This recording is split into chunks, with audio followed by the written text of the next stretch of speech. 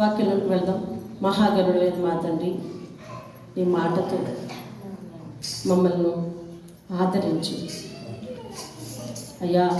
అవసరమైతే గద్దించు, సమ్మతించే మనసు మాకు దయచి నీ బలిపీఠం దగ్గర మమ్మల్ని ఉంచిన ఆయన మీ నామానికి మహిమ తెచ్చుకోమని ఈరోజు రాలేని వారిని కూడా నీ చేతులకు అప్పగించుకుంటున్నాను. మీ నామానికి మహిమ తెచ్చుకోమని యేసు నామంలో అడిగి వేడుకుంటున్నాను తండ్రి, ఆమేన్. అలాగే దానియేలు గారి కుటుంబానికి కొత్తగా వస్తున్నారు కదా, వాళ్ళకి పాపకు కూడా బాగాలేదు. హాస్పిటల్లో ఉంటే నేను వెళ్ళలేక సంఘంలో ఒకరిని ఫోన్ చేసి వెళ్ళి ప్రార్థన చేసి రమ్మని పంపించాను. వాళ్ళు కూడా రాలేదు. వాళ్ళ కోసం కూడా ప్రార్థన చేయండి. ఆ పేరు సంఘంలో దానియేలు గారు పాపని రాజండి, నాకు పాప పేరు తెలియదు.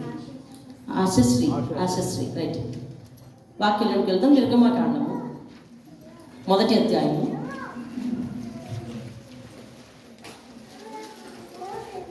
నిర్గమకాండము 1వ అధ్యాయము.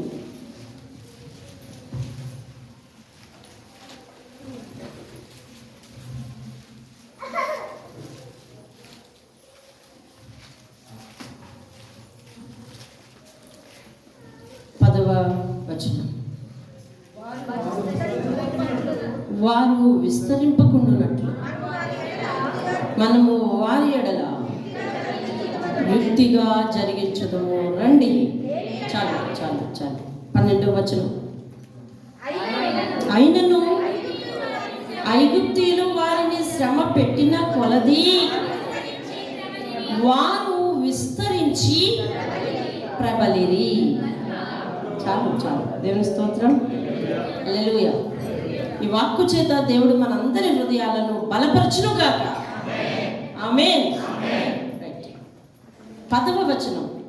నిర్గమాకాండము. నిర్గమము బయటికి వచ్చుట. యాకోబు కాలములో కరువు వచ్చినప్పుడు వారందరి కుటుంబాలు కలిపి ఐగుప్తు దేశానికి వెళ్ళాయి. ధాన్యం కొనుక్కోవడానికి ముందెళ్ళారు. తర్వాత వాళ్ళ అబ్బాయే అక్కడ ఉన్నాడని తెలిసి, అవునా, వాళ్ళ అబ్బాయి ఎవరు? యోసేపు.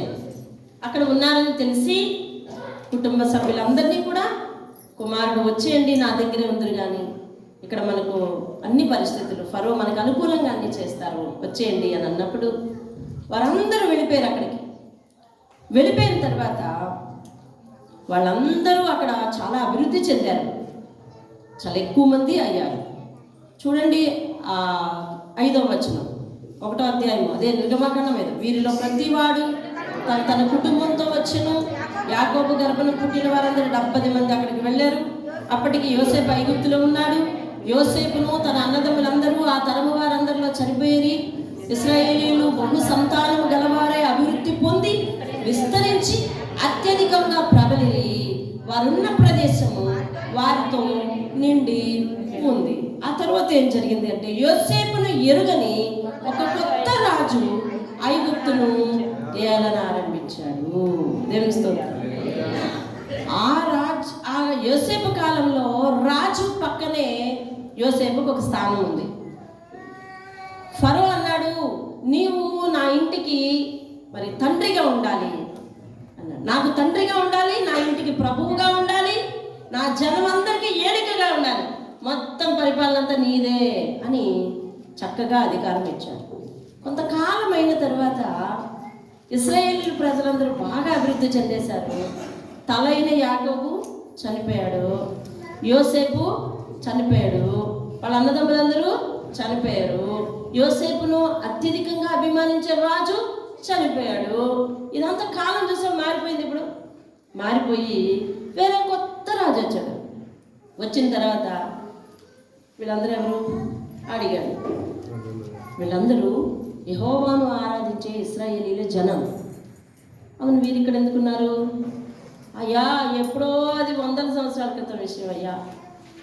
మన దేశంలోనికి ధాన్యం కొనుక్కోవడానికి వచ్చి వాళ్ళ అబ్బాయి ఈ దేశాన్ని పరిపాలించేవాడు, ఫరో దగ్గర నమ్మకం ఉండేవాడు, కాబట్టి అప్పుడు ఇక్కడ ఉన్నారు. సరే, వాళ్ళ దేవుడు మన దేవుడు ఒకరు కాదు కాబట్టి వాళ్ళని దేశం నుండి మనము పంపించేయాలి. మన దేశం మీదకి ఎవరైనా వ్యతిరేకంగా యుద్ధానికి వస్తే వాళ్ళతో వీళ్ళు కలిసిపోయి యుద్ధం చేస్తే మన పని అయిపోయింది.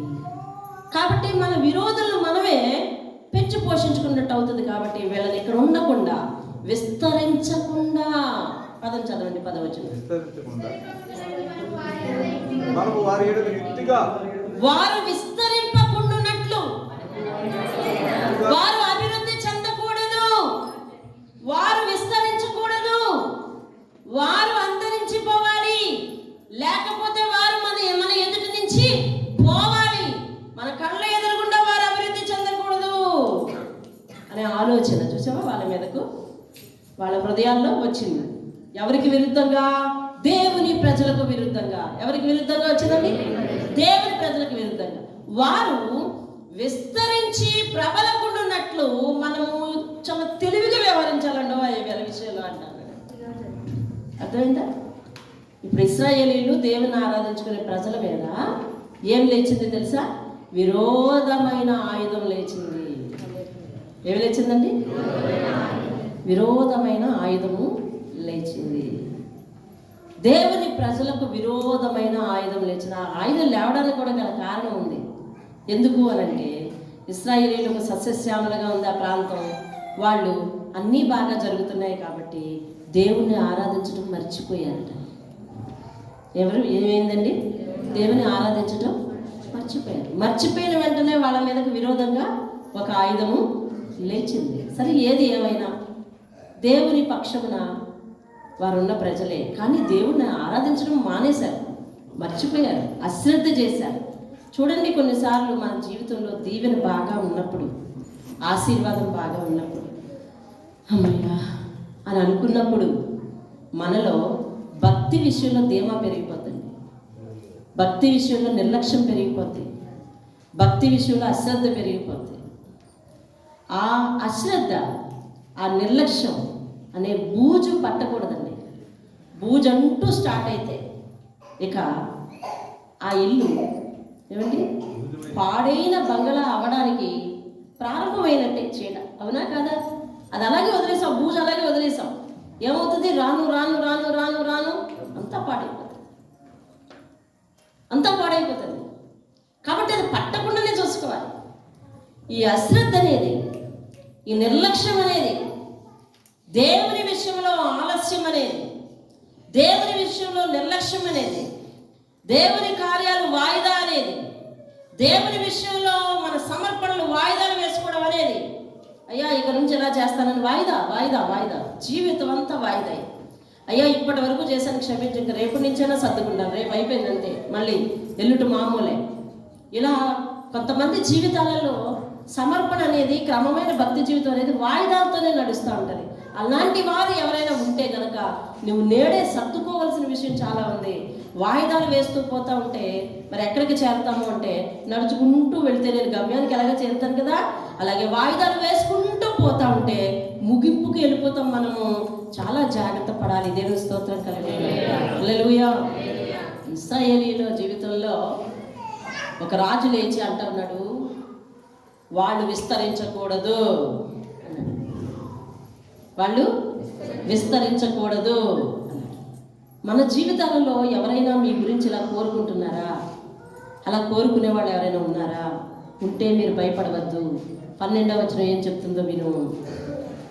12వ వచనం ఏం చెప్తుంది? అయినను ఐగుప్తీయులు వారు యుక్తిగా అంట, చాలా తెలివిగా శ్రమ పెట్టారంటండి. యుక్తిగా నడుచుకోవాలని పైన అన్నారు కదా, యుక్తిగా శ్రమ పెట్టేకూడదు. ఏమైంది? వారు విస్తరించి ప్రబలిరి. దేవుని స్తోత్రం. హల్లెలూయా. అంటే మనుషులు వారికి విరోధంగా లేచారు కానీ దేవుడు వారికి విరోధంగా లేడు. హల్లెలూయా చెప్పు. నీ మీద ఎవరైనా విరోధంగా ఊహించేవారు, అనుకునేవారు ఉన్నారా? నీ అభివృద్ధి జరగకూడదు అనుకుంటున్నారా? నీ అభివృద్ధిని వారు చూడలేకపోతున్నారా? నీ సంతోషాన్ని వారు చూడలేకపోతున్నారా?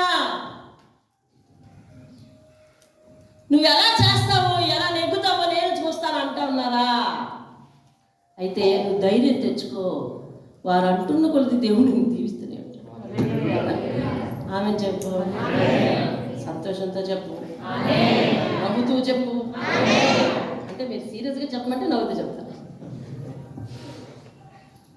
నీకు విరోధంగా లేచే ప్రతి ఆయుధాన్ని ఆయన ఏం చేస్తానంటున్నాడంటే నేను దానిని లేవనము. ఎందుకంటే మన పక్షంలో ఉన్నవాడు గొప్ప దేవుడు. దేవుని స్తోత్రం.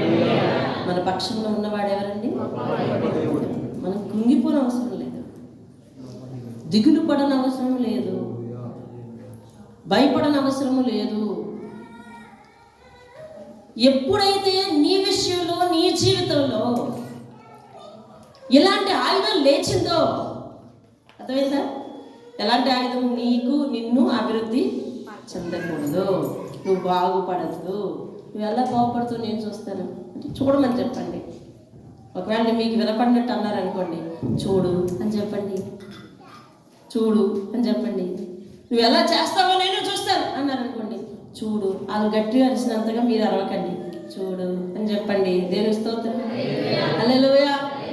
నువ్వు ఎలా సాధిస్తావో నేను చూస్తాను అన్నారనుకోండి, చూడన్నా సంబోధించండి. పోనీ దేవుడు ఏమంటున్నాడంటే, ఐగుప్తీయులు వారిని శ్రమ పెట్టిన కొలది, అంటే అపవాది వీరికి విరోధంగా రూపొందించిన ఆయుధాన్ని దేవుడు దానిని ఆశీర్వాదంగా మారుస్తున్నాడు. దేవునికి స్తోత్రం. హల్లెలూయా. అపవాది విరోధంగా నీ మీద ప్రయోగించాలన్న ఆయుధాన్ని దేవుడు ఎలా మారుస్తాడంట? ఆశీర్వాదంగా మారుస్తాడంట. దేవునికి స్తోత్రం. అయ్యో అలా ఎలాగండి? మనం మనుషులం, మన వెనక ఉన్నవారు మనల్ని అలా తరుముకు వస్తూ ఉంటే, మన మీద అలా చెడుగా మాట్లాడుతూ ఉంటే, చెడు ప్రచారం చేస్తూ ఉంటే, నేను అభివృద్ధి పొందకూడదని నా సొంత వారే నన్ను మరి అనుకుంటా ఉంటే మరి ఎలా అండి అని ఎలా ఉండగలం? మనం ఉప్పు కారాలు తిన్నాం కదా అని అదే దేవుడు అంటూ ఉన్నాడు ఇందాక కీర్తన గ్రంథంలో, నా ప్రాణము దేవుని నమ్ముకుని మౌనంగా ఉంది. ఎలా ఉండాలి? దేవుని మౌనంగా ఉండాలి, మౌనంగా ఉండాలి. దేవుడు అల్లరికి కర్త కాడు. వారిలా నువ్వు రెపరెపలాడకూడదు, వారిలా నువ్వు ఎగరకూడదు, వారి విషయంలో నువ్వు నెమ్మదించాలి. ఎందుకంటే దేవుని ఉగ్రత వారి పక్షముగా ఇప్పుడు మారుతుంది. కాబట్టి నువ్వు ఆ విషయానికై వారి మీద జాలిపడాలి. అర్థమైన వారు మాత్రం దేవుని స్తోత్రం చెప్పండి. ఎంతమందికి అర్థమైంది? వారి పక్షాన ఇప్పుడు దేవుని ఉగ్రత మరలిపోతుంది వాళ్ళ వైపు. కాబట్టి ఇప్పుడు వారి మీద జాలిపడాలి. ఈరోజు మనకి వారి విరోధంగా కనిపిస్తున్నారు. నీకు అర్థమవుతుందా? ఈరోజు మన అభివృద్ధి వారు కోరుకోవట్లేదు. మన యొక్క విస్తరించడం అంటే ఆ యొక్క డెవలప్మెంట్ వారు జీర్ణించుకోలేకపోతున్నారు. అర్థమైందా? అటు నువ్వు ఎలా బ్రతుకుతావో చూస్తా, నువ్వు ఎలా చేస్తావో చూస్తా, నువ్వు ఎలా సాధిస్తావో చూస్తా అని నీ బలహీనతను వారు ఎన్కరేజ్ చేసుకుంటున్నారు, ఎక్కిరిస్తున్నారు, నిన్ను ఎగతాళి చేస్తున్నారు అనుకో. అప్పుడు నువ్వు దేవుని యందు నిరీక్షణ ఉంచి వారి విషయంలో నువ్వు కొంచెం ఓపిక పట్టాలి. ఎందుకో తెలుసా? ఈరోజు వాళ్ళు నీ ఎదురుగుండా చక్కగా ఆరోగ్యంగా రెపరెపలాడుతూ నీ మీద ఉద్రేకంగా చాలా స్టైల్గా కనిపిస్తున్నారు. రేపొద్దున దేవుని ఉగ్రత వారి పక్షముగా మరలిపోయి వారి మీదకి వచ్చినప్పుడు మరి ఏ స్థితిలో ఉంటారో నువ్వు వాళ్ళ మీద జాగ్రత్తలేదా? అట్టి వారి కొరకు ప్రార్థన చేయాలి. దేవుని స్తోత్రం. అలా ప్రమాద స్థితిలో ఉన్న వారి కోసం ప్రార్థన చేయాలి. ఏమండి, చివరికి ఇదే ఐగుప్తీయులు మరి వారిని వెంటాడి దానికి ముగింపు లేకుండా అయిపోయింది కదా. వీళ్ళు కూడా విసిగి వీరికి కూడా విసుగొచ్చింది. కానీ వీళ్ళ నాయకుడు ఎవరు? ఓపిక నేర్పాడు, ఓపిక పట్టమని బతిమాలుకున్నాడు, ఓపికగా ఉండమన్నాడు. ఆయన ఓపికగా ఉన్నాడు. ఎన్నోసార్లు దేవుని దగ్గరికి వెళ్ళి బతిమాలాడు. అయ్యా ఏం చేస్తావు వీళ్ళని అని అడిగాడు. దేవుడు అన్నాడు, నేను నీ పక్షంలో నేనున్నాను, నీకు భయం లేదు, ముందుకెళ్ళు అని ధైర్యం ఇచ్చాడు. ఆ సేవకుడు దేవుని దగ్గర నుంచి ఏ మాట అయితే పొందుకున్నాడో అదే మాటను వారి ప్రజలకు వచ్చి చెప్పాడు. ఆ ప్రజలు కూడా వాటి యందు విశ్వాసం ఉంచారు. ఓపికగా మోషే కనుక అతడా వెళ్ళారు. దేవుని స్తోత్రం హల్లెలూయా. ఆయన వెనకనే అనుసరించారు, ఆయనతోటే వెళ్ళారు. ఆయన వెనకే వెళ్ళారు. దేవుని స్తోత్రం కలగ. చివరికి ఏం జరిగింది? వారి ముగింపు ఎలా వచ్చిందో మనము లేఖనాల్లో చూసాము. అవునా? ఎలా వచ్చింది? ఎర్ర సముద్రాన్ని దేవుడు అడ్డంగా పెట్టేశాడు. ఎర్ర సముద్రాన్ని దేవుడు అడ్డంగా పెట్టేశాడు. ఎవరెళ్ళే మార్గానికి అడ్డం పెట్టాడండి? చెప్పలే? అది మరి ఆ విషయాన్ని మనం వదిలేయకూడదు. ఎవరెళ్ళే మార్గానికి అడ్డం పెట్టాడు? అప్పుడు నా లాంటి తెలివైన వాళ్ళకి చాలా కోపం వచ్చిందండి. అందరూ సమానంగా ఉండరు కదా, మీలాగా అమాయకులు ఉంటారు కదా, నాలాగా తెలివైన వాళ్ళు ఉంటారు. అప్పుడు చాలా కోపం వచ్చింది. ఇక మొన్నటి వరకు ఆడి చేతిలో చచ్చావంటే ఇప్పుడు ఎర్ర సముద్రం దగ్గరికి వచ్చి నువ్వు చంపేస్తావా అని దేవుని మీద తిరగబడ్డానండి. మొన్నటి వరకు వాడు ఎన్నెన్ని శ్రమలు పెట్టాడు, ఎన్నెన్ని చాకరీ చేయించాడు, ఎంతంత బరువులు తెలిపించాడు, ఎంతంత చాకరీ చేసి శ్రమ పెట్టాడు. అసలు ఇప్పుడేమో దేవా ఏకంగా నువ్వే చంపేయడానికి తీసుకొచ్చావా? ఆ బుర్ర చూసావా ఎంత తెలివిగా పనిచేస్తుందో. కానీ ఆ సమయంలో మోషే ఒక మాట అన్నాడు. 14వ అధ్యాయానికి రండి.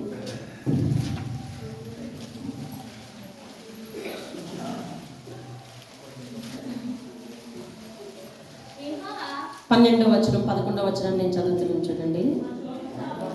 14వ అధ్యాయము నిర్గమకాండము 14వ అధ్యాయము. ఇందాక చెప్పాను కదా, ఎవరో ఒక తెలివైన వాళ్ళు ఉంటారు. వాళ్ళు లేచిపోయారు, నాయకుల్లాగా లేచిపోయి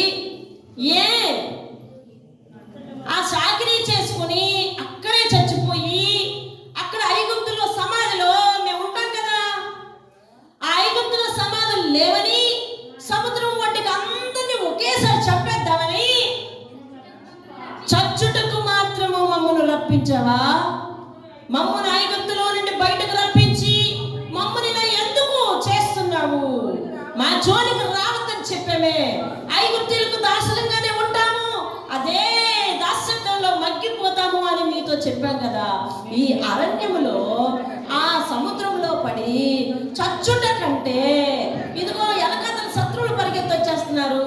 ఈ అరణ్యంలో కత్తివాత కూలే కంటే అక్కడే వాళ్ళకి దాస్యం చేసుకుని అదే విగ్రహారాధనల మధ్య వాళ్ళ కాళ్ళు ఎత్తుకొని అక్కడే ఉండిపోయే వాళ్ళం కదా. ఫోన్లే ఆరాధించకపోతే ఆరాధించనీయకపోయాడు, మందిరానికి వెళ్ళనీయకపోయాడు, అదే దాస్యంలో ఉండిపోతాం కదా. అక్కడే బాగుండేది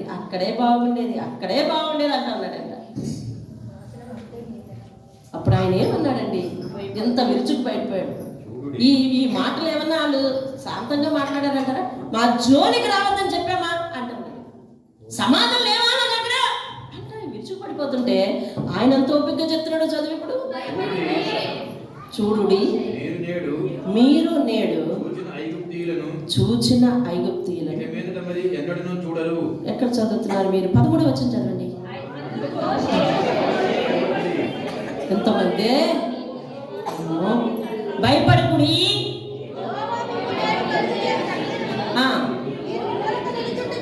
ఎలా చూడమంటున్నాడండి? ఎలా చూడమంటాడు? ఊరక అంటే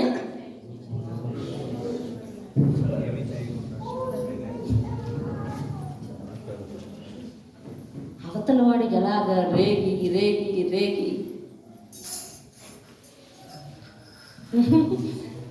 అర్థమైందా? ఎంత గొప్ప విషయాలండి. ఇందులో చాలా ఓపిక అవసరం ఉంది. మా ఇంటి వెనకాతలో ఒక ముసలివాడు ఉండేవాడు. మీకు అదివరకు చెప్పారో లేదో మీకు ఎవరికైనా గుర్తుందా? ఆ ఇల్లు పక్క పోర్షన్ కొనుక్కున్నాము. దారి వాడి ఇంటి పక్క నుంచే పెట్టాలి. ఎంత దారి అన్నారు కనుక ఇంకో మూడు ఇంతే దారి. ఇంటి వెనకాతల వాళ్ళకి ఇంత దారి ఇవ్వాలి. ఇంటి వెనకాల పోర్షన్ కొనుక్కున్నాం మేము. ఏమండి, ఆ ముక్క దారి ఇవ్వటానికి మేము మళ్ళీ నడిచి వెళ్ళిపోతాం అంతే. 3 సంవత్సరాల 3 నెలలు మమ్మల్ని తిట్టాడు. అంత లెక్క రాసుకున్న వాటి అంటే అవును. ఆ ఇంట్లో దిగే ముందే బంగారం పెట్టి ట్రాన్స్ఫర్ అయ్యాను నేను. ఆ ఇంట్లోంచి బయటకు వచ్చిన తర్వాత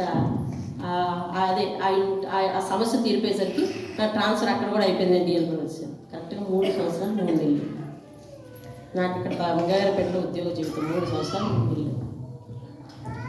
ఎప్పుడెప్పుడు తిట్టేవాడు తెలిసిన?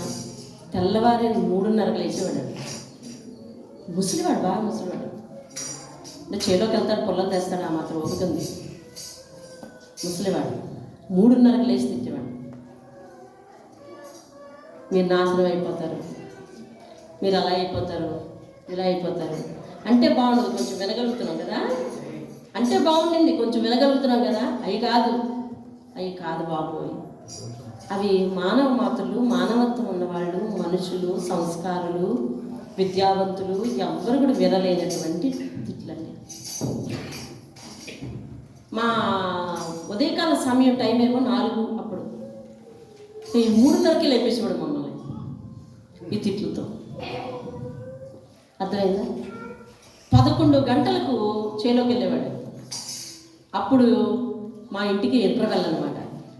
అప్పుడు తిట్లాగే మళ్ళీ మధ్యాహ్నం సాయంకాలం 4 గంటలకు వచ్చేవాడు. మేమందరం ఎటువంటి డ్యూటీలకు వెళ్ళేవాడు. మమ్మల్ని మా మీద దయతలిచి ఆ ఇంటి ఎదురుగుండా వాళ్ళు ఏం చేశారంటే మాకు కొంచెం దారి ఇచ్చారు. అటువైపు నుంచి వెళ్ళండి, ఇలా వెళ్ళండి అండి. ఎంత కర్కశమైన సమాజం అంటే, నాకు అన్నయ్య ఉండేవాడు. అన్నయ్య చనిపోయాడు. దేశాలు తిరిగి చివరి నిమిషంలో నాకు ఒక ఇల్లు చేర్పు కావాలి, ముగింపులో నన్ను ఎవరు తీరుస్తారు అని అనుకున్నాడేమో. మా దగ్గరకు వచ్చేసాడు. కరెక్ట్గా మేము కొన్నిసార్లు వైద్యం చేయించాము, కొన్ని చోట్లకి తిప్పాము. ఇక రాను కొంచెం బాగుపడి మళ్ళీ వాళ్ళ ఫ్యామిలీ దగ్గరికి వెళ్ళాడు. మా పెదనాన్న వాళ్ళు, ఈ పెదనాన్న వాళ్ళ ఇంటికి వెళ్ళాడు. మరి అవన్నీ చేశాడు. మళ్ళీ మందులు లేవు, మళ్ళీ మందులు వాడడం మానేశాడు, నిర్లక్ష్యం చేశాడు. వచ్చాడు 4 నాడు చదివాడు. ఇప్పుడు ఈ శవాన్ని తీసుకెళ్ళడానికి దారి లేదు. ఆయన మీద దయతెచ్చి ఆయన మిమ్మల్ని తిడుతున్నాడని చెప్పి మేము దారి ఇచ్చాం, కానీ ఇటువైపు నుంచి శవాన్ని తీసుకెళ్ళకూడదు అంటారు వాళ్ళు.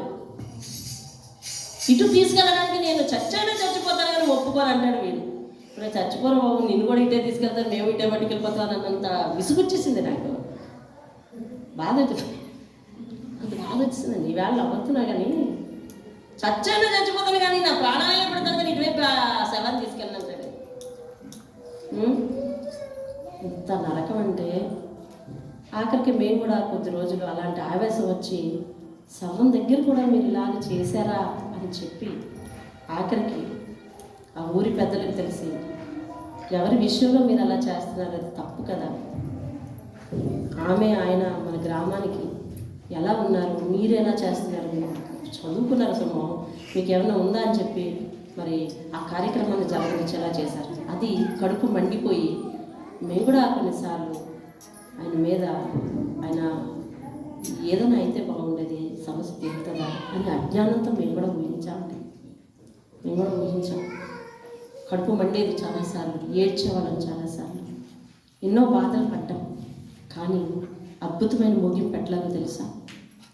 ఆ ఇంటి కోడలకి వాళ్ళు ఇవ్వవలసిన ఇల్లు వాళ్ళ అన్నదమ్ములు ఇచ్చి, ఇక్కడి నుంచి లెగడని వాళ్ళ అన్నదమ్ములు ఆ అమ్మాయికి రావాల్సిన ఇల్లు ఇచ్చి, ఆ స్కీమ్ డబ్బులు వీళ్ళే పెట్టమని మొత్తాన్ని స్కీమ్ అంతా శాంక్షన్ చేయించింది వీళ్ళు. వాళ్ళేమో ఇల్లు కట్టించి చక్కగా పిల్లకి ఇచ్చి అందులోనికి వీళ్ళందరూ మారిపోయారు. ఎప్పుడు మారిపోయారో తెలుసా? ఏమో తెలియదు. ఎప్పుడు మారిపోయారో తెలియదండి. ఆ వీధిలో మేము తప్ప మిగిలిన వాళ్ళందరూ వారి రక్త సంబంధులే. అందరూ ఆపోయారు. ఇంట్లో సామాన్లు పట్టుకెళ్ళిపోయారా? ఎప్పుడు పట్టుకెళ్ళారు, ఎప్పుడు మోసారా? అర్ధరాత్రి పిన్ పాయింట్ శబ్దం కూడా లేకుండా అన్ని సామాన్లు ఆఖరికి వాళ్ళే సిగ్గు తెచ్చుకొని మొత్తాన్ని వెళ్ళిపోయారు. ఈ ముసలోడు మాత్రం అదే ఇంట్లో ఉండిపోయాడు. ఆఖరికి ఒక 2 రోజులు క్యారేజ్ పట్టుకొచ్చారు అడిగి. ఆ తర్వాత రోజు ఏం చేశారు తెలుసా? 4 మంచం కోళ్ళు పట్టుకొని తోడుకొని వెళ్ళిపోయారు. 4 మంచం కోళ్ళు పట్టుకొని వెళ్ళిపోయారు. ఇంట్లోంచి ఎప్పుడు వెళ్ళారో తెలీదు. ఈ మాత్రం పల్లకి మీద ఊరేగి వెళ్ళడం మాత్రం మాకు తెలుసు. ఇది ఎప్పుడు జరిగింది ఈ కార్యం? అసలు వాళ్ళు ఇక్కడి నుంచి వాళ్ళని తీసుకెళ్ళడానికి పెద్దలందరూ ఊహించారు. ఆ ఊహ పెద్ద వ్యూహం అన్నమాట. ఒరే మీ వాళ్ళకి మీ అమ్మాయికి మీరు ఇల్లు ఇవ్వాలి కదా, స్థలం ఇవ్వంటారా, అక్కడ పోతారు వీళ్ళందరూ, అప్పటి వరకు చంద్రబాబు ఆయన వదలడం అలా అనేసి. మన కోసం కొంతమంది పెద్దలు, కొంత వ్యవస్థ అక్కడ ఏర్పాటు అయింది. వాళ్ళందరూ వాళ్ళే, వీరు నోరెత్తట్లేదు, వాడేమో రోజు చంగాడేస్తున్నాడు వాళ్ళని అని చెప్పి. మన చేతులకు మట్టి అంటకుండానే, మన చేతులకు కష్టం లేకుండానే దేవుడు మన శత్రువుని చాలా ఈజీగా తీస్తాడండి. వీళ్ళు అరిచారండి. ఆఖరికి అంటాడు మోషే, ఊరుకోండి, యెహోవా నేడు మీకు కలగజేయబో రక్షణను ఊరక నిలుచుని చూడండి అంటున్నాడు. దేవుని స్తోత్రం కలుగును గాక. హల్లెలూయా. ఈ లోకంలో ఉన్నప్పుడు మనకు కొన్ని శ్రమలు వస్తాయి. మన అన్నవారే విరోధంగా మనకు తిరగవచ్చు, సొంత రక్త సంబంధులే విరోధిగా తిరగవచ్చు. అంత మాత్రం చేత అదంతా మనసులో పెట్టుకుని నువ్వు కుమిలిపోతూ నువ్వు అలాగే ఉండిపోతే రేపొద్దు నీ పిల్లలకి నువ్వు పనికిరావద్దు, నీ కుటుంబానికి నువ్వు పనికిరావద్దు. శత్రువు మన జీవితంలో శాశ్వతం కాదే. శత్రువు మన జీవితంలో మనకు శాశ్వతం కాదు. వారు ప్రయత్నిస్తున్న కొలది దేవుని యందు నిరీక్షణ ఉంచు, దేవుని నిన్ను వర్ధిల్లింపజేస్తాడు. వారు ప్రయత్నిస్తున్న కొలది దేవుడు నిన్ను ఏం చేస్తాడు అంటే వర్ధిల్లింపజేస్తాడు. దేవునికి స్తోత్రం కలుగును. హల్లెలూయా. దేవుడు నీకు ఎలాంటి మహిమనిచ్చాడో తెలుసా? రాత్రి కూడికలో మేము విన్నాం. ఆయన ఎదుట మనము ప్రత్యక్షమవబోతున్నాం. ఆయన మహిమ శరీరంతో మన ఎదుటికి వస్తాడు. 1వ యోహాను పత్రిక 3వ అధ్యాయంలో ఒకసారి చూడండి, ఆ వాక్యాన్ని చూద్దరు కానీ. 1వ యోహాను పత్రిక 3వ అధ్యాయం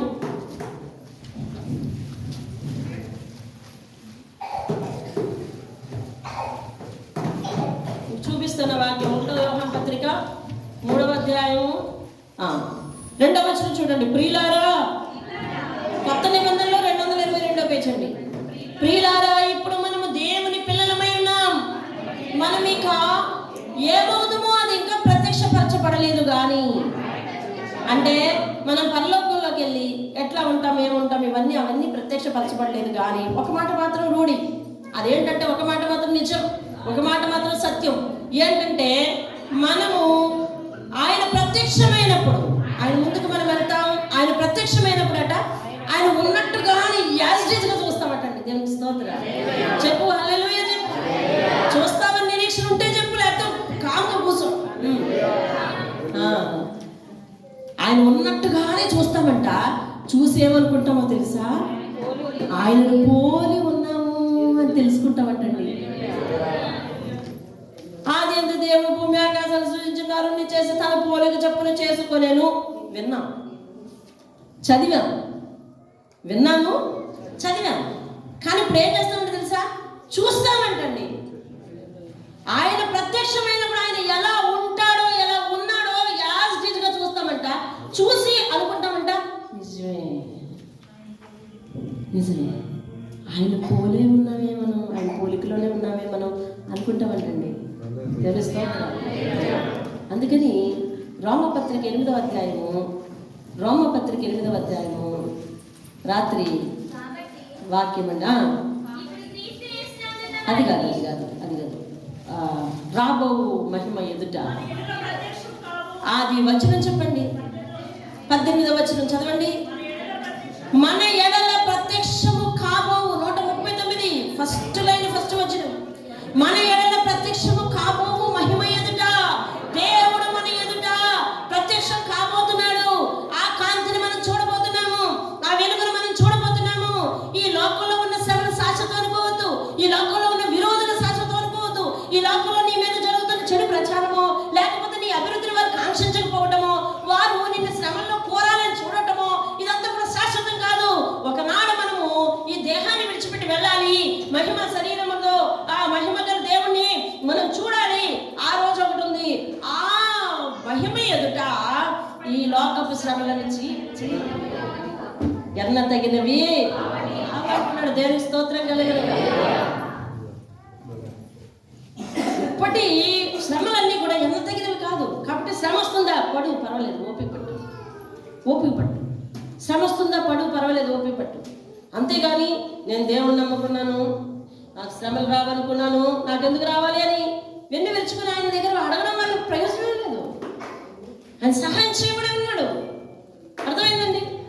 చీటికి మాటికి శ్రమలు. కొంతమంది ఇళ్లలో శ్రమలు ఏమవుతుంటే తెలుసా? శ్రమలే గొడవలు సృష్టిస్తుంటాయి. వద్దు ఆ శ్రమలు. అవతల వారు నిన్ను నిందించేవారు మీ భార్య తరపు వాళ్ళు అవ్వచ్చు, నిన్ను నిందించేవారు నీ భర్త తరపు వాళ్ళు అవ్వచ్చు. ఏది ఏమైనా వాళ్ళని బట్టి వీళ్ళని బట్టి మీరిద్దరు జుత్తులు పట్టుకోవడం కాదు. అసలు దేవుని ఎదుట మౌనంగా ఉండాల్సిందంతే. దేవుడు మీకు ఇస్తున్న ఆజ్ఞ. దేవుని ఎదుట మౌనంగా ఉండాల్సి. అసలు దావీదు ఓపికను చూస్తారా మీరు? ఒకసారి దావీదు ఓపికను చూడండి ఒకసారి. 2వ సమూయేలు గ్రంథము 16వ అధ్యాయం 266వ పేజీ. 16వ అధ్యాయము మీరు గబగబ తీయాలండి. 16వ అధ్యాయం 8వ వచనం చూడు. 17వ వచనం చూస్తే నరహంతకుడా, దుర్మార్గుడా, చీపో చీపో. చాలండి, చాలు చాలు అని ఒక చిన్నపాటి సేవకుడు అండి, చిన్నపాటి సైన్య రాజు దగ్గర పనివాడు దావీదుని నిందిస్తున్నాడు, దావీదుని తిడుతున్నాడు. అర్థమవుతుందా? దావీదుని తిడుతున్నాడు. నరహంతకుడా, దుర్మార్గుడా, చిపా చిపా అంటున్నాడు. అంటే వాళ్ళ కుమారుడు దన్ను చూసుకొని, మరొక కొంతమంది దన్ను చూసుకొని దావీదుకు విరోధంగా లేచి, దావీదు ఇంటివారే దావీదుకు విరోధంగా లేచి, వింటున్నారా? దావీదు ఇంటివారే దావీదుకు విరోధంగా లేచి, ఎప్పుడైతే ఇంటి వారు విరోధంగా లేచారో ఆ పనుడికి లోపం అయిపోయింది. అవును కదా? అవునా? అబ్షాలోము తన కొడుకే తండ్రికి విరోధంగా లేచాడు. ఇప్పుడు అబ్షాలోము దగ్గర ఉన్న పనుడు తన యొక్క యజమాని అయినటువంటి అతని తండ్రిని తిడుతున్నాడు. ఎంత ధైర్యం వచ్చిందో చూసారా? కాబట్టి నిన్ను ఎవరైనా ఒకవేళ నిందిస్తే ఇబ్బంది పడద్దు. ఇప్పుడు దావీదు ఎంత ఓపికగా మరి స్పందించాడంటే, ఈ లోపల ఆయన వెనకతల సెరూయా అనే ఒక పనివాడు ఉన్నాడు. అతను అంటాడు, సెరూయా కుమారుడైన అభిషేక్ అతను అంటున్నాడు, ఏమంటాడంటే రాజుతో, దావీదా నీ దగ్గర చచ్చిన కుక్క పడి ఉండేవాడు కదా అప్పుడు షిమి, అతని పేరు షిమి. దావీదా నీ దగ్గర చచ్చిన కుక్కలా పడి ఉండేవాడు కదా, ఆ చచ్చిన కుక్క లాంటి వాడు నా ఏలిన వాడి మీద నిన్ను శపిస్తున్నాడా? ఏంటి అసలు? నీ ఇష్టమైతే చెప్పు, నేను వారిని చేరబోయి తమ నరికిస్తాను, చెప్పు, నీ సెలవి చెప్పు అంటున్నాడు. అంటుంటే రాజు అంటాడు, ఆ 2వ లైన్ చూడు, వాణిని శపింపనీయుడు. శపించుకోనివ్వండి. ఇతను ఏమన్నాడండి? ఒకప్పుడు అయ్యా నువ్వు బలంగా ఉన్నప్పుడు, నువ్వు సింహాసనం మీద ఉన్నప్పుడు నీ దగ్గర చచ్చిన కుక్కలాగా ఉండేవాడే. చూసావా? కొన్నిసార్లు పరిస్థితులు శృతి మించిపోయినప్పుడు, అర్థమైందా? కష్టము చాలా పీక్ పాయింట్కి వచ్చినప్పుడు, కొన్నిసార్లు మనకంటే చాలా బలహీనమైన వాళ్ళు, మన ఎదురుకుండా మాట్లాడడానికి అధికారం లేని వాళ్ళు, జ్ఞానం లేని వాళ్ళు కూడా మనల్ని వేలెత్తి చూపించవచ్చు. కానీ బలహీనతలోనికి వెళ్ళొద్దు అని దేవుడు ఈరోజు నీతో మాట్లాడుతున్నాడు. దేవుని స్తోత్రం. దిగులు పడవద్దు అని చెప్తున్నాడు. దిగులు పడక అసలు, అరే నేను ఒకప్పుడు సాయం చేశానే, నా ఎదుట మాట్లాడడానికే లేదే, అటువాడు నన్ను అంటున్నాడు, నీకు బాధ కలిగించవచ్చు, కలగవచ్చు. కానీ దేవుడు చెప్తున్నాడు ఏమంటే, నిరీక్షించు, ఓపిక పట్టు. దేవుని సంఘంలో కూర్చున్న ప్రతి కుమారుడు నీ జీవితంలో నీకు విరోధమైన ఆయుధం ఏది? దేవుడు వర్ధిల్లని నింపడాడు. అంతే. ఆమె చెప్పు. ఆమేన్. నీకు విరోధమైన వారు సొంత వారైనా నిన్ను వాళ్ళని వర్ధిల్లని నింపడు దేవుడు. కానీ దావీదు అంత ఓపిక చూసావా? శపింపనీయుడు. దావీదుని శపించమని యెహోవా వారికి సెలవిచ్చాడేమో. దావీదు నువ్వు శపించమని యెహోవా వారికి సెలవిచ్చాడేమో. అయ్యా నువ్వెందుకు వాడిని ఆపేస్తున్నావు తిట్టుకొని అంటే అర్థం ఏమిటి? దేవుడి సెలవు లేక ఏ ఒక్కరూ కూడా నిన్నేమి అనడానికి అధికారం లేదని దేవుడు భరోసా ఇస్తున్నాడు. అయితే ఆ యొక్క శ్రమ నీకు ఆశీర్వాదమే. ఆ యొక్క శ్రమ నీకు ఆశీర్వాదం. దావీదు జీవితంలో ఇదే శ్రమ ముగింపుకు, మంచిగా క్షేమానికి ముగింపుకు వచ్చింది. అవసరమైతే ఇంటికి వెళ్ళి చదువుకో. అలాగే ఇశ్రాయేలీయులు తరుముకొని వచ్చారు, సముద్రం ఒడ్డుకు వచ్చిన తర్వాత ఇంకా అయిపోయింది, మన స్కోప్ అయిపోయింది, మనం ఎటు వెళ్ళడానికి లేదు. వెనక చూస్తే అరణ్యం, ఒకే మార్గం. ఆ మార్గం గుండా ఐగుప్తీయులు మన వెంట తలుపుకొని వచ్చేస్తారు. వాళ్ళ గిట్టల శబ్దం మన చెవులను చేరిపోతున్నాయి, వాళ్ళ రథాల శబ్దం మన చెవులను చేరిపోతున్నాయి. ఎవరికేమో సముద్రంలోకి వెళ్ళగలుగుతావు అని అంటే మోషే ఒకటి అన్నాడు, ఊరక యెహోవా మీకు నేడు కలగ చేయబో రక్షణను మీరు ఊరక నిలుచుండి చూడండి అని వాళ్ళని నివారించి ఒక మాట అంటున్నాడండి. ఏంటో తెలిసిన చూడు, యెహోవా మీ పక్షమును యుద్ధం చేస్తాడు, అది నీకు ఈరోజు దేవుడు ఇచ్చే సమాధానం. అర్థమైందా? అటువంటి శ్రమల్లో కానీ నువ్వు ఉంటే యెహోవా నీ పక్షాన్ని యుద్ధం చేస్తాడు, నువ్వు ఊరక ఉండాలి. అక్కడ కండిషన్ అండి. దేవుడు నీ పక్షాన్ని యుద్ధం చేయాలంటే నువ్వు ఎలా ఉండాలి? ఊరకే ఉండాలి.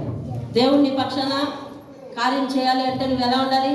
ఊరకే ఉండాలి, మౌనంగా ఉండాలి. నా ప్రాణం దేవుడిని నమ్ముకుని మౌనంగా ఉంది. ఆయనే నా ఆశ్రయదుర్గం, నా రక్షణాధారం, నేను అంతగా కదిలించబడను. నేను అంతగా కదిలించబడను. తీసుకెళ్తాను. నేను అంతగా కదిలించబడను. దేవుని స్తోత్రం కలుగుతుంది. అంతగా కదిలించబడను అంట. ఊరక నిల్చుండి చూడండి. దెబ్బకి సముద్రం మీకు తెలుసు కదా. మోషే ఎందుకలాగా ఇంకా మొరపెడుతున్నావు? చూసారా 13-15 వచనం. అంతలో యెహోవా మోషేతో నువ్వేమి మొరపెడుతున్నావు? అక్కడెక్కడ కూడా మోషే ప్రార్థిస్తున్నట్టు లేదండి.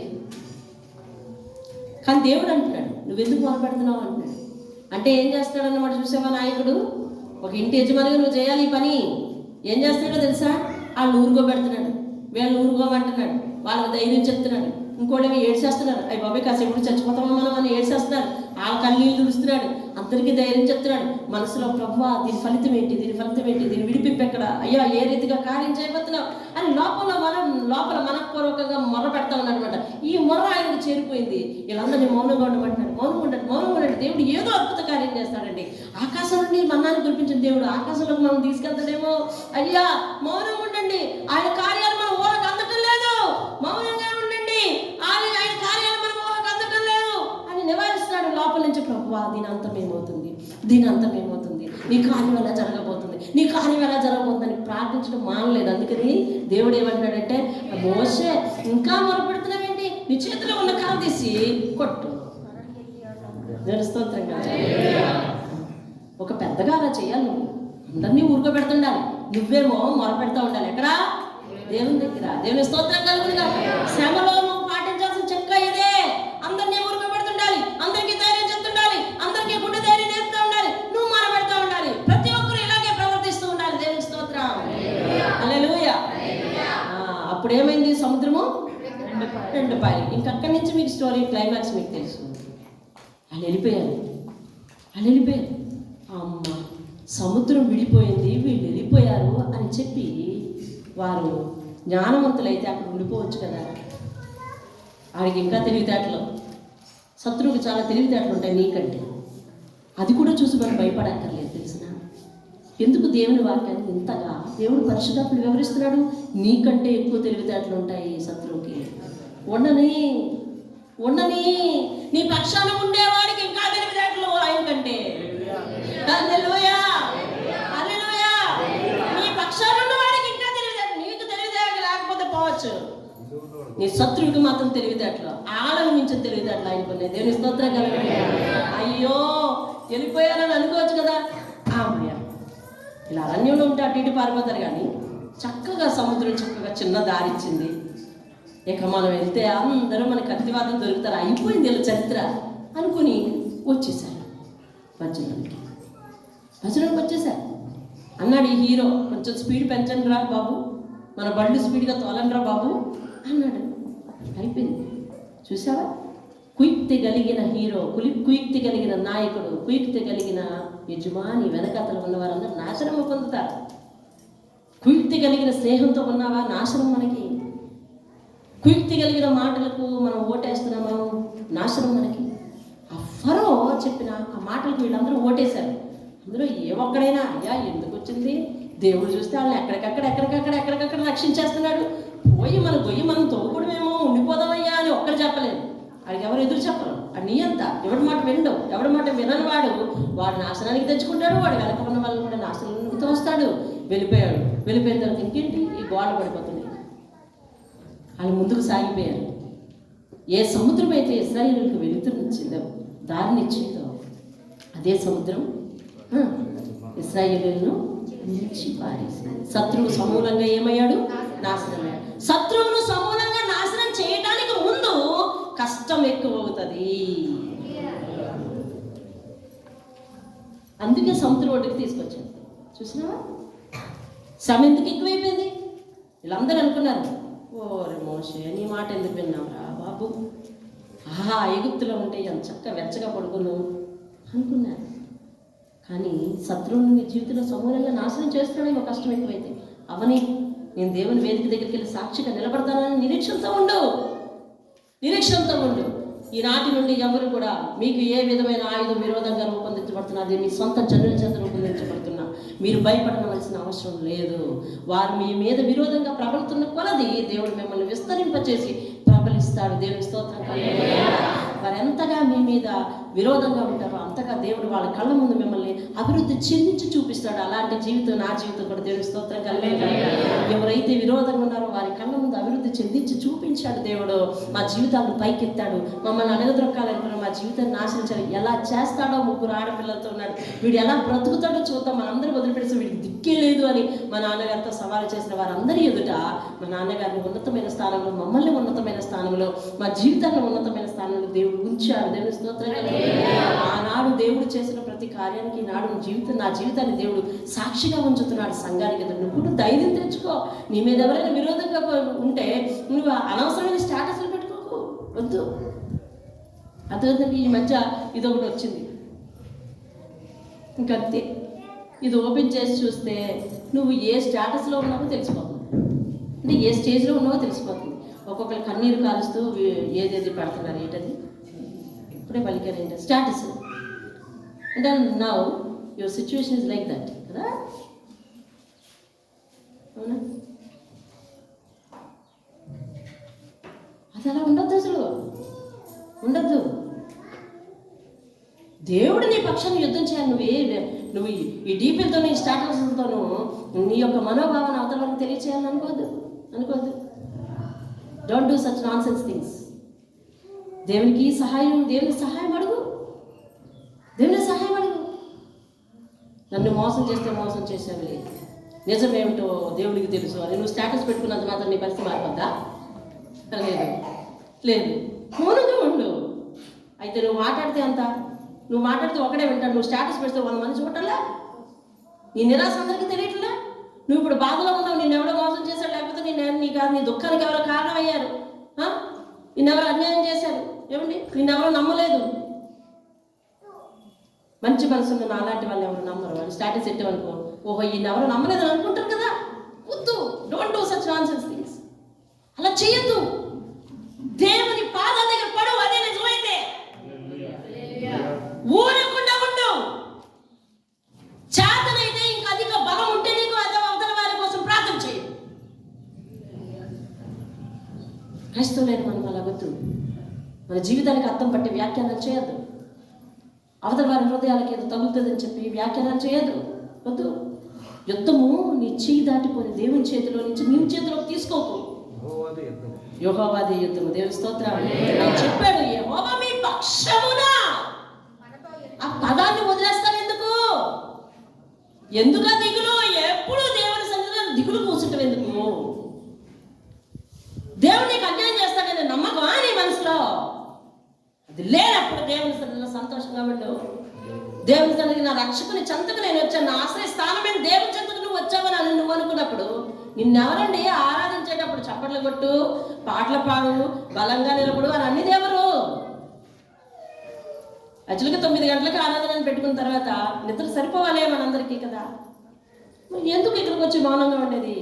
రక్షకుని చెంతకు వచ్చి నిరాశ నిస్పృహతో ఉండేది దేనికి?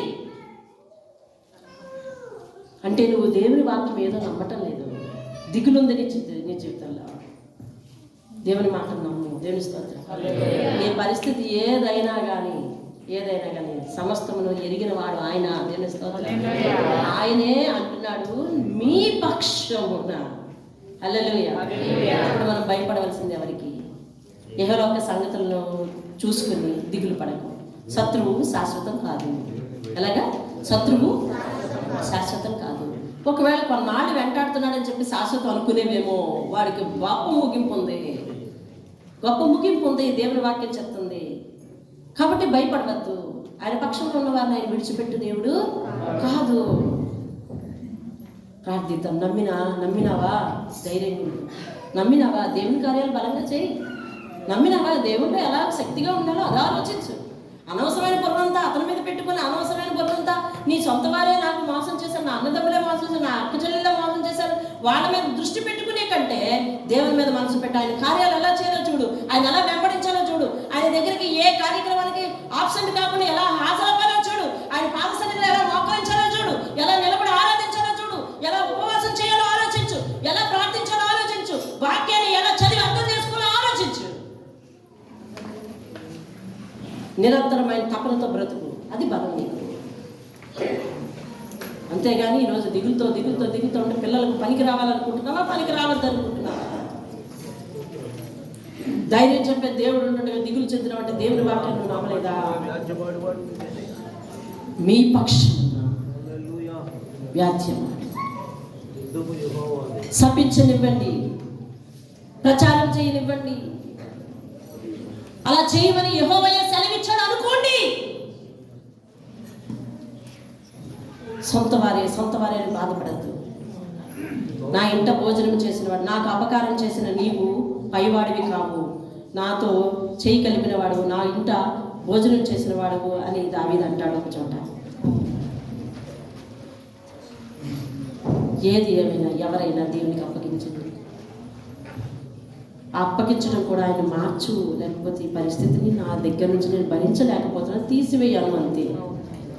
అంతేగాని అవతల వారి గురించి ఏ విధమైన చెడు కూడా నువ్వు ప్రార్థించద్దు. అయ్యా నేను తట్టుకోలేకపోతున్నానయ్యా, నాకు ఓపిక నశిస్తుంది అయ్యా, నేను భరించలేకపోతున్నాను ప్రభు, ఇంకెన్నాళ్ళు భరించాలి, దీనికి విముక్తి ఎక్కడ ఎటువైపు నుంచి వస్తుందని నాకు ఆమె అర్థం అవ్వట్లేదయ్యా, నా జ్ఞానానికి అందటం లేదయ్యా, ఆకాశం నుండి సహాయం చేసే నీ హస్తం ఉందని దాని వైపే చూస్తున్నాను. అందుకనే నీ బుద్ధికి, నీ ఆలోచనలకు, మన బుద్ధులకు, మన ఆలోచనలకు, మన తక్కువ ధనానికి దేవుడు అన్ని వాక్యాలు రాసి ఉంచాడు. కొండల తట్టు నా కన్నులు ఎత్తుచున్నాను, నాకు సహాయం ఎక్కడి నుండి వస్తుంది? పైనుండి యెహోవా నుండి వస్తుంది. పైనుండి సహాయం చేసేవాడు ఆయన. భూ సంబంధమైన సంగతులు చూసి దిగులు పడతాడు. నమ్మేవా? దేవుని సన్నిధిలో, దేవుని పరిచర్యలో, దేవుని పనిలో చురుగ్గా ఉన్నాడు. నమ్మలేదా? పట్టుకుని దిగులు పడుతూ సాధించదేం లేదు. వారు విస్తరింపకుండానట్లు వారి ఎడల యుక్తిగా నడుచుకుందాం రండి. వాళ్ళందరూ సిద్ధమయ్యారు. వాళ్ళు ఐగుప్తీయులను వారు శ్రమ పెట్టిన కొలది వారు విస్తరించి ప్రబలిని అని దేవుడు రాయించాడు. ఎంతకంటే ఏం కావాలి? మహోన్నతుడు వెను మాతండి, ఈ పరిశుద్ధ పాదాలకు వందనాలు చెల్లిస్తున్నాను. గుండె చెదరిన వారిని బాగు చేయు దేవుడు ఆయన. మా ఇహలోక శ్రమలన్నీ నీవు పరలోకంలో మాకు ఇచ్చే మహిమ ఎదుట ఎన్నదగినవి కావు కనుక మేము మిమ్మల్ని చూడడానికి సహాయం చేయండి అయ్యా. మా రక్త సంబంధులు అవని, ఎవరవని, నమ్మిన వారవని, ఎవరవని బాబు, మా మీద ఏ విధంగా చెడు ప్రచారం చేసినా, లేదా మాకు అన్యాయం చేసినా, లేదా మా అభివృద్ధిని ఆకాంక్షించకపోయినా దిగులు చెందుతున్నారేమో బిడ్డలు, మీరు మాట్లాడాలి. ప్రతి ఒక్క గుండెకు ఇది సరిపోతుందేమో నాయన, ప్రతి ఒక్క జీవితానికి ఈ వాక్యం సరిపోతుందేమో తండ్రి. మేమందరూ నీ మాటల చేత బలం పొందాలి. మా పక్షంలో యుద్ధం చేసేటంటుండగా మాకు భయం లేదని, ధైర్యం చెందాలి. మా పరిస్థితుల గురించి నీ దగ్గర చేతులు ఎత్తుకోవాలి. ఏం చెయ్యాలో అది నేర్పించయ్యా. పనికి రాని విషయాలన్నీ చేస్తున్నాం, అనవసరమైన వాటిపై మా దృష్టి పెట్టుకుంటున్నాం, దిగులు చెందుతున్నాం, గుండెను బలహీనం చేసుకుంటున్నాం అయ్యా. గుండె చదివిన వారిని బాగు చేసేది నేను తల్లిదండ్రుల పక్షం, లేని వారి పక్షమున, విధవరాళ్ళ పక్షమున, అన్యాయం చేయబడిన వారి పక్షమున నేను యుద్ధం చేస్తానని వాగ్దానం చేస్తున్నాను. ఓపిక నేర్పయ్యా, ఓర్చుకోవడం నేర్పయ్యా. మేము ఓర్చుకున్న కొలది మంచి కార్యం చెయ్యయ్యా. మమ్మల్ని నిలబెట్టి సాక్షిగా ఉంచయ్యా. ఎవరి హృదయాలు, ఎవరి జీవితాలు ప్రభువా ఇలాంటి వాక్యం చేత ఆదరింపబడుతున్నాయి. వారందరి జీవితాలకు ఒక మంచి ముగింపు ఉందని వారు గ్రహించడానికి సహాయం మీ నామానికి మహిమ ఘనత ప్రభావం మీరు పొందండి. సహాయం చేసి మహిమ పొందండి. ఇటువంటి స్థితిని నాయన మేము అర్థం చేసుకొని మేము కూడా ఇతరుల విషయంలో అలా ఉండకుండా అయ్యా నీ యుద్ధం నీదే కనుక నీ పట్ల నిరీక్షణ ఉంచి మా మట్టుకు మేము జాగ్రత్తగా ఎదురు కనపడడానికి సహాయం చేయాలి. యెహోవా నేడు మీకు కలగజేయు రక్షణ ఊరక నిల్చుండి చూడండి. యెహోవా మీ పక్షమున యుద్ధం చేయగా మీరు ఊరక చూడండి అని మోషే ఎంత ఓపికగా చెప్తాడయ్యా. ఎన్ని మాటలు పడుతున్నాడో, ఎన్ని బాధలు పడుతున్నాడు, ఎంతగానైనా ఆయన తిట్టుకుంటున్నారో అంత ఓపిక ఎలా మాట్లాడగలిగాడయ్యా. అట్టి ఓపిక కాపలమైన మాకు దయచేయండి. సంఘస్థులైన వీరికి, నీ బిడ్డలైన వీరికి, నీ పిల్లలైన వీరికి ఇవ్వయ్యా. భయపడవద్దని సెలవిచ్చినవు. భయాన్ని వీడి నీ పట్ల నమ్మకం ఉంచే స్థితి మా అందరికీ దయచేయండి. యేసు నామములో ప్రతిమాలకు అడిగి వేడుకుంటున్నాను పరమ తండ్రి. ఆమేన్. ఆమేన్.